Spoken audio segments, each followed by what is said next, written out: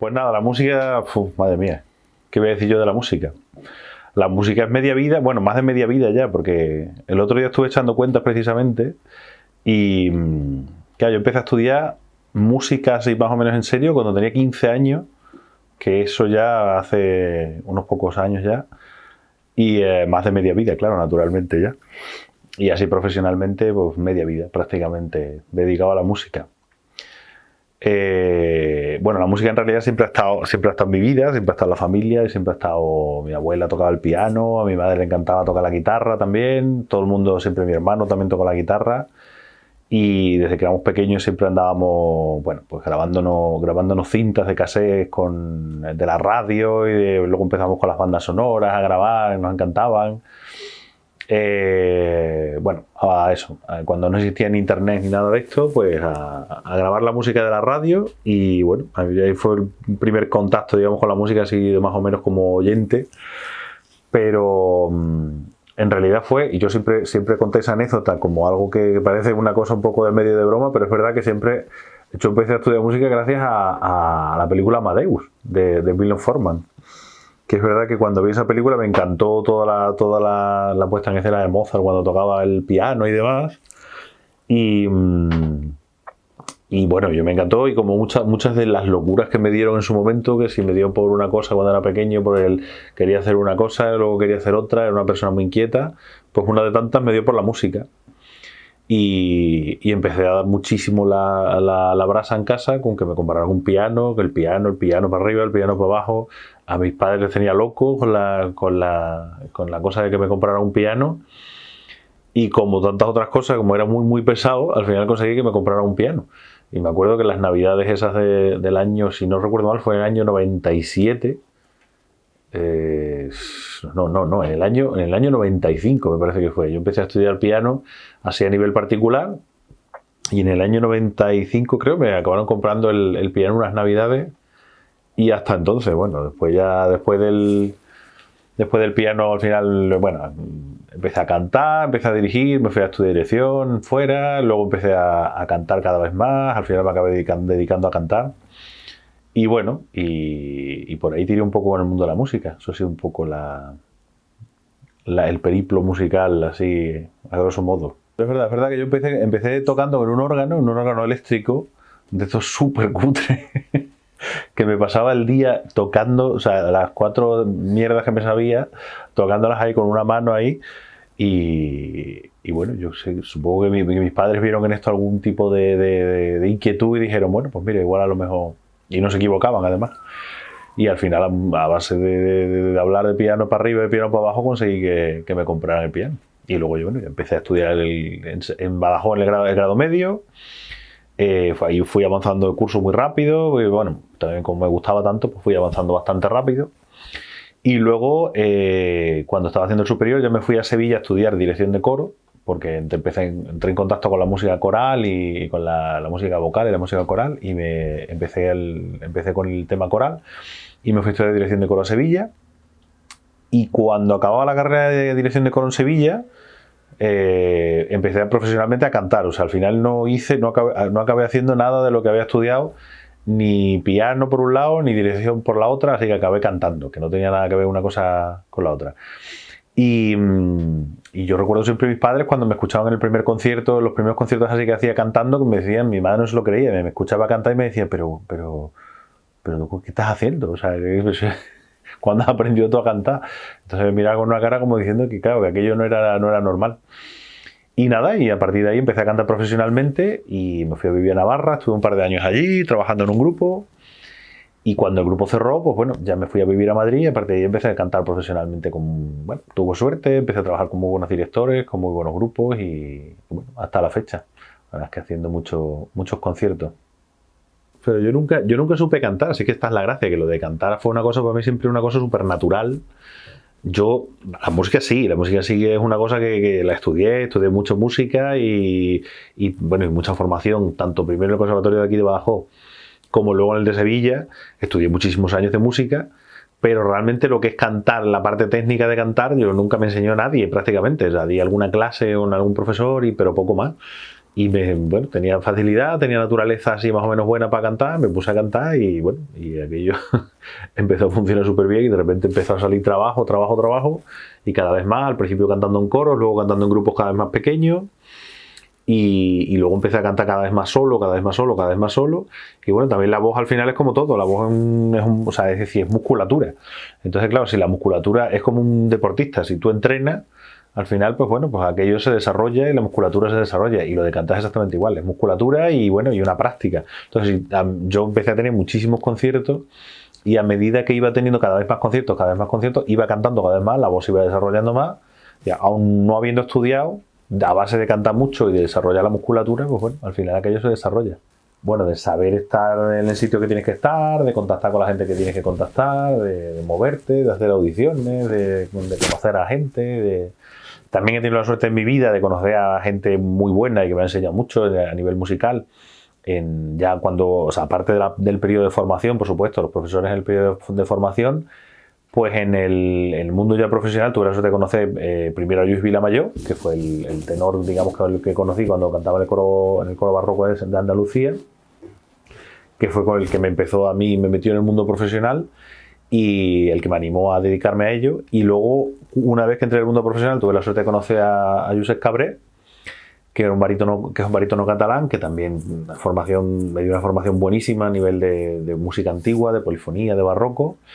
Y luego ya una vez que terminé Nova Lux, que fue el periodo de Navarra con el que trabajé con Cabré, empecé a trabajar con muchos directores diferentes, bueno, con Sabal, con muchos directores con los que he aprendido muchísimo, he tenido la suerte de aprender muchísimo, sobre todo al final es que de esto se aprende trabajando, como todo, yo qué sé, pues como cualquier especialidad, si tú tienes la suerte de trabajar mucho en lo tuyo, pues al final cada vez eres mejor en lo tuyo y cada vez aprendes más y cada vez tienes más conocimiento de las cosas y tal, y realmente yo creo que no te das cuenta del conocimiento que tienes de las cosas hasta que, ahora que me pasa, por ejemplo, que vengo muchas veces a dar cursos y a dar clases de esto, que realmente te das cuenta y te pones a enseñárselo, lo que tú has aprendido, te pones a enseñárselo a alguien y a explicarle a alguien cómo se hace, qué sé, un recitativo de barroco o una pieza del Renacimiento, y al principio, la primera vez que vas a la clase, dices, joder, yo no he dado clase en mi vida de esto, no tengo ni idea de cómo se hace esto.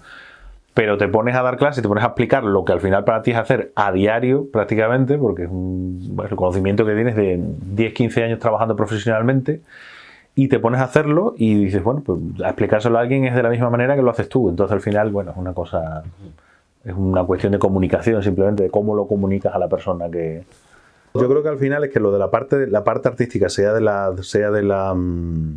rama del arte que sea, de la visual, de la musical, de la que sea, al final tiene un componente, por supuesto, de comunicación, pero aparte tiene el componente artístico de lo que tiene que llevar uno dentro, está claro. O sea, es verdad que luego habrá gente que tenga más predisposición al arte, cualquier tipo de arte, hablo ahora de arte en general, a cualquier tipo de arte, sea musical, o sea visual, o sea el que sea, ¿no? El cinematográfico, literario, el que sea. Hay gente que tiene más predisposición y gente que tiene menos, pero luego hay una parte técnica en todo el arte, que es verdad que se dice siempre, no, es que el arte es un 10 o un 15% de técnica y un 80 o un 85% de arte, por supuesto, o de naturaleza, ¿no? Y eso es así, es cierto que es así, pero bueno, pero luego hay ese 15 o ese 20%, por ejemplo, la práctica instrumental de música, es que es importantísimo, porque tú no puedes tocar el violín, por mucho arte que tengas dentro, si tú no has estudiado violín y tú no tienes una parte técnica de cómo tocar y de cómo mover el arco y de cómo pasar el arco y de muchas cosas, que eso no puedes, vaya, o sea, si no la tienes. Con el canto pasa un poco lo mismo, lo que pasa que el canto al final es el instrumento más natural que tenemos, y si tienes una cierta naturaleza para cantar, por supuesto hay una parte técnica que también hay que aprender, de respiración, de apoyo, de muchísimas cosas que hay que tener o que hay que aprender.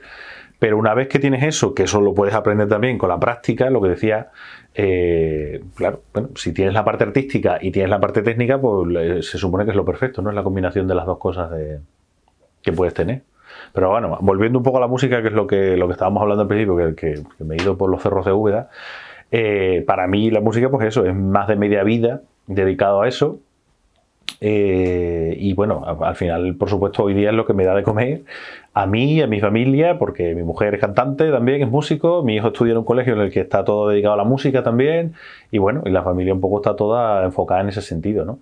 Es todo enfocado a la música y en casa se respira, o sea, lo que en cualquier otra casa a lo mejor no es tan así, pero bueno, en mi casa se respira música desde que te levantas prácticamente hasta que te acuestas, pues tenemos puesto música, o estamos viendo alguna cosa sobre música, o el niño está estudiando piano en el piso de arriba, o yo estoy estudiando, o mi mujer está estudiando, o alguien siempre está con algo de música en casa. Entonces es un modo de vida al final. Y ya digo, es un trabajo, por supuesto, y es con lo que nos ganamos la vida, pero bueno, tenemos la suerte también de dedicarnos a alguna cosa bonita, digamos, por así decirlo.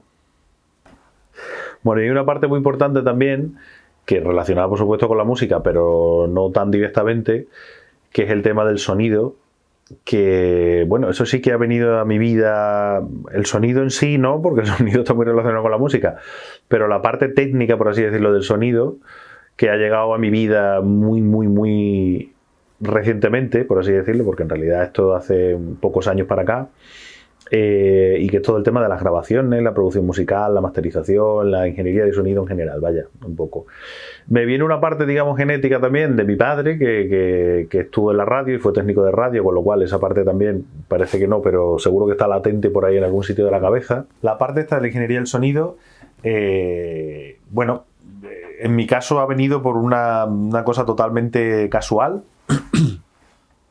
Y es que, bueno, hablando con amigos y demás, me empezaron a meter un poco el tema este de la música, de la ingeniería, del sonido, de cómo funcionaba todo el tema de la grabación. Es cierto que a mí es una cosa que siempre me llama mucho la atención porque toda la captación del sonido y cómo se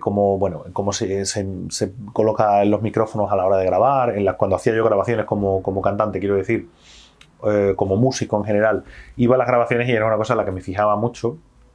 Tuve la suerte de, como músico, hacer muchas grabaciones, entonces siempre me he fijado en eso, ¿no? En toda la parte, digamos, técnica, por así decirlo, que generalmente la gente no se suele fijar, pero bueno, a mí me llamaba la atención bastante. Y hablando con un amigo guitarrista de aquí de abajo, que se llama Evaristo Valenti, a él le gusta mucho, está muy interesado en toda la cuestión esta del sonido. Y él me introdujo un poco en este mundillo diciendo un poco que, bueno, pues cómprate un equipo así más o menos barato, empiezas a grabar pruebas y demás. En aquella época estaba también con la que entonces era mi mujer, con Carmen, y queríamos grabar un disco sobre nanas, que luego se grabó, por supuesto. Y bueno, yo me compré el equipo, hicimos la grabación con Evaristo al mismo tiempo, yo puse mi equipo, él puso el suyo, hicimos 2 grabaciones simultáneas para aprender y demás. Y a raíz de aquel momento fue un poco cuando empecé yo a introducirme en todo este mundillo de la música, de la grabación y todo eso. Y fue realmente, al principio empezó como una afición como cualquiera, digamos, empecé a grabar así cositas de, algún amigo que te dice, por supuesto, al estar metido en el mundo de la música, pues tienes muchos compañeros que te dicen, oye, pues grabas, ¿y por qué no me grabas una maqueta? ¿Por qué no me grabas este concierto? ¿Por qué no me grabas tal? Bueno, al principio te lo tomas de una manera, por supuesto, así más o menos amateur, más o menos una cosa que te gusta, que te apetece. Me ponía a montar, a cacharrear un poco con todos los programas, con los micros, con cómo coloco, cómo pongo, si los micros los pongo así, sin estéreo, sin mono, sin no sé qué. Por supuesto, todo esto también tiene una parte técnica que te la tienen que explicar, que en este caso fue Evaristo quien me explicó toda esta parte, al que le estaré eternamente agradecido las horas que me dedicó. Y a partir de una conversación que tuve con mi mujer, con Sonia, que ella es muy hecha para adelante, igual que yo, pero ella todavía más. Yo había comprado un equipo bastante bueno en aquella época de micrófonos, de una tarjeta de sonido, de cableado, de todo, por recomendación de Evaristo. Pero me pasaba un poco esto, ¿no? Lo que hablaba con él siempre, que me decía, es que tener el equipo en un cajón ahí sin usarlo y tal, cual. Al fin y al cabo, somos músicos, nos dedicamos a tocar, él también da clase. Es difícil, ¿no? Encontrar un equilibrio y decir, no eres técnico de sonido, pero tampoco, claro, tú te dedicas a la música. Ella me comenzó a decirme que por qué no hacíamos una empresa de grabación, y yo le dije, no, hombre, no, pero bueno, yo ahora mismo no tengo tiempo de esto, yo estoy haciendo 70, 80 conciertos al año y no tengo tiempo realmente de ponerme a hacer grabaciones, y de luego, por supuesto, informarte, de leer sobre el tema, de hacerlo profesionalmente, por así decirlo, ¿no? Pero bueno, como digo, es muy hecha para adelante y al final me convenció. Y claro, yo que solo necesito casi que me toquen las palmas para este tipo de cosas, dije, bueno, vamos a embarcarnos en la en la aventura y aquí acabamos fundando nuestra empresa, que se llama VN, y que es un híbrido esta empresa entre estudio de grabación y grupo de música. Hacemos un poco de todo. Pero la parte del sonido realmente fue fundamental, porque es que comenzó como una empresa de ingeniería de sonido, y entre unas cosas y otras ya en tan poco tiempo realmente, porque llevamos 3-4 años casi, y en los 3-4 años que llevamos igual hemos grabado ya 6 o 7 discos y un montón de maquetas, un montón de cosas. También empezamos a hacer hacer vídeo. Y con el vídeo, bueno, pues empezamos, claro, mucha gente empezó a pedir vídeo, maqueta de audio y vídeo. Pues eso, que la empresa es un híbrido en realidad entre grupo de música y estudio de grabación. De modo que, claro, la parte buena, digamos, de esta empresa es que cuando nos ponemos a escuchar detrás de los micrófonos, por supuesto, los micrófonos los ponemos y hacemos toda la parte de microfoneo y técnica, pero al mismo tiempo, al ser dos músicos con bastante experiencia, pues tenemos la cosa de estar detrás de los micros también escuchando, y yo creo que en este sentido es un valor, porque al final puede siempre acortar los tiempos de grabación, que es uno de los problemas que tenemos siempre los músicos, que una grabación es una cosa muy cansada.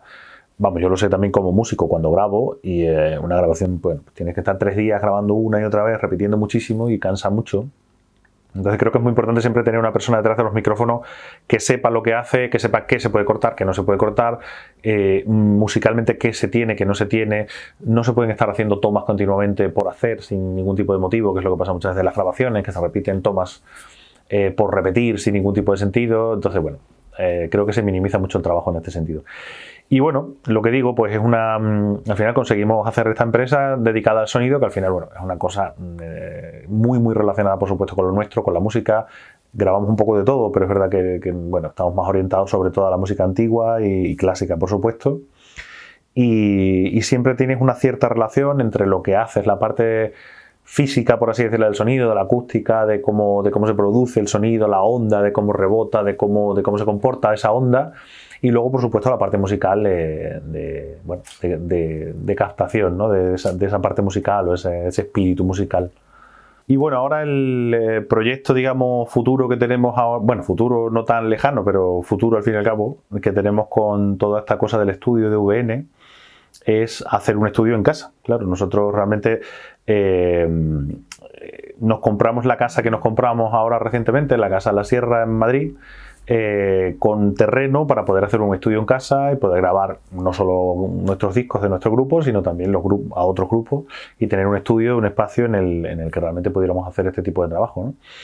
Estamos haciendo, estos días hemos estado haciendo sobre todo mediciones de sonido con sonómetro para ver un poco la emisión de sonido, ver un poco cuánto aislamiento necesitamos y todo esto. Y es que esto, bueno, entronca ya un poco con la siguiente palabra, en este caso, que es naturaleza. Y bueno, tiene un componente, por supuesto, de querer hacer este estudio y toda esta, digamos, opción de vida que habíamos tomado de hacer el estudio en la casa nueva, y el hecho también de, por supuesto, estar rodeados de naturaleza. Nosotros fuimos a vivir a la sierra. Queríamos tener, bueno, queríamos tener un huerto, queríamos tener árboles, queríamos vivir un poco rodeados de naturaleza.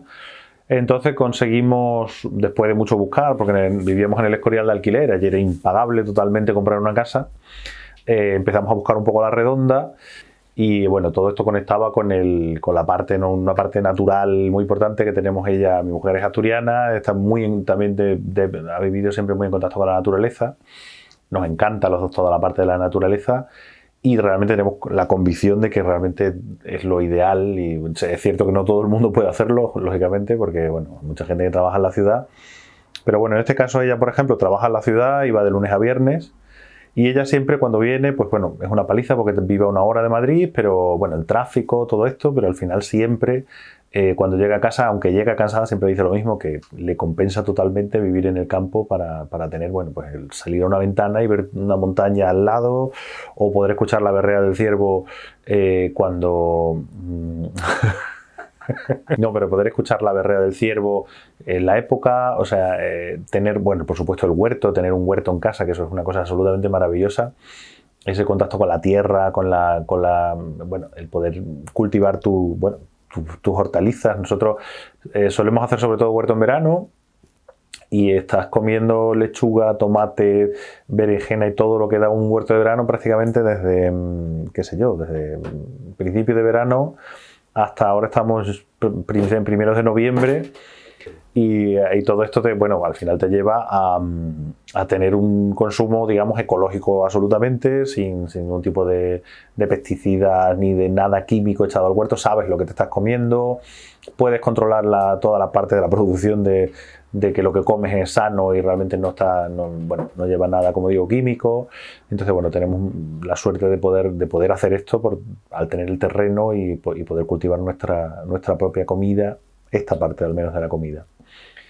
Y todo el contacto con la naturaleza, bueno, nos resulta realmente muy importante también para la relación y la crianza, por así decirlo, de nuestro hijo, que realmente creemos que es muy importante que tenga ese contacto con la naturaleza, porque realmente la mayor parte de los niños no lo tienen, es muy complicado en una ciudad tener esa parte, digamos, de la naturaleza, de los animales. Entonces intentamos siempre que nuestro hijo en ese sentido tenga mucho contacto con, bueno, por supuesto con los animales, el respeto hacia la naturaleza, hacia los animales, hacia las plantas, todo. Y él ha plantado con nosotros, tenemos en casa casi 15 o 20 árboles, él los ha plantado casi todos con nosotros, él planta el huerto con nosotros, recoge la fruta y la verdura con nosotros y bueno, creemos que es muy importante esa parte de su educación porque bueno, le abre mucho la cabeza en todos los sentidos.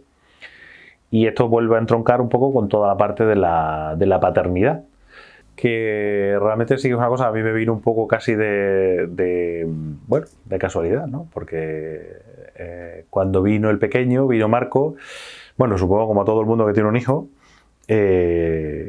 lo busques o no, al final es una cosa que realmente nadie te da un manual de cómo criar a un hijo. Y al principio, pues bueno, cuando lo sacas del hospital, llegas a casa y te quedas un poco como, bueno, ¿y ahora qué hago con esto, no? Con este ser. Llegas a tu casa y es bueno, empieza una aventura ahí totalmente. Pero bueno, sin duda el niño es lo mejor que me ha pasado en mi vida y la aventura más apasionante de mi vida, sí, vamos, con diferencia.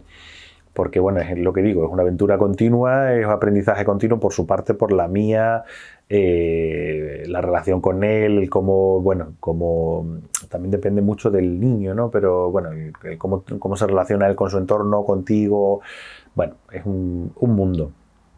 Y lo que digo, yo creo, para mí siempre es muy importante que él desarrolle sobre todo empatía y que tenga, pues eso, que sepa realmente empatizar con la gente y con las cosas y le dé el valor a las cosas y realmente pueda tener una relación con la naturaleza, sobre todo. Por eso era muy importante, como digo, para nosotros el hecho de vivir en el campo.